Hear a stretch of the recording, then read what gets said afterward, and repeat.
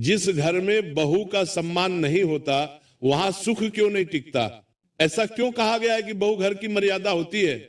शास्त्रों में एक बहुत गहरी बात कही गई है, जहां बहू का सम्मान नहीं होता वहां लक्ष्मी टिकती नहीं। लेकिन सवाल यह है, आखिर बहू का अपमान पूरे घर के भाग्य को कैसे बदल देता है?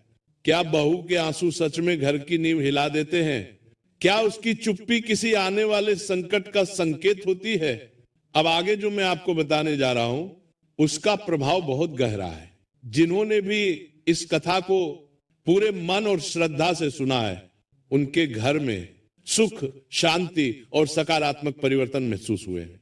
इसलिए प्रेम और विश्वास के साथ अपने मन में प्रणाम कीजिए और बोलिए राधे राधे। और इस पावन कथा को अंत तक ध्यान से सुनिए। गांव का नाम था बरसानापुर और वह जमाना ऐसा था जब घरों की इज्जत किवाड़ों की लकड़ी से नहीं, रिश्तों की गर्माहट से पहचानी जाती थी। कच्चे रास्तों पर बैलगाड़ी की चरमराहट सुनाई देती। शाम होते ही चौपाल पर पीतल की हुक्की गुड़गुड़ाती और हर घर में दाल चूल्हे की खुशबू के साथ घर की बहू का मान भी बसता था। इसी गांव में ठाकुर हरदत्त सिंह का बड़ा हवेली सा घर था। ऊंचे ओसारे, नक्काशीदार खंभे और आंगन में तुलसी का चौरा।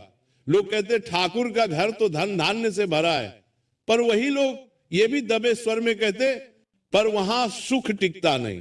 पता नहीं क्यों। ठाकुर हरदत्त के दो बेटे थे, बड़ा बेटा विक्रम और छोटा बेटा निहाल। विक्रम की शादी को 2 साल हुए थे।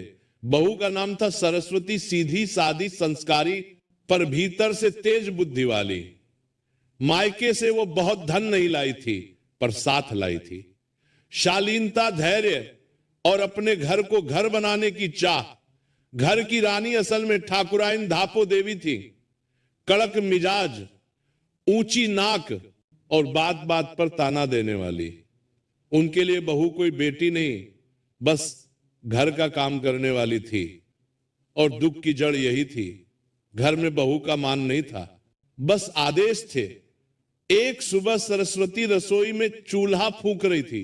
उसकी हथेलियों पर हल्की हल्की छाले थे, क्योंकि वह नए घर में दिन रात जूझ रही थी। कभी पानी भरना, कभी गोबर लिपाई, कभी अनाज कूटना।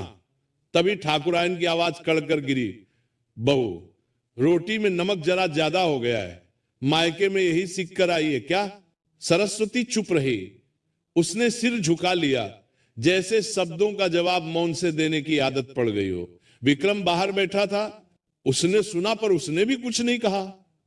उसे डर था कि मां के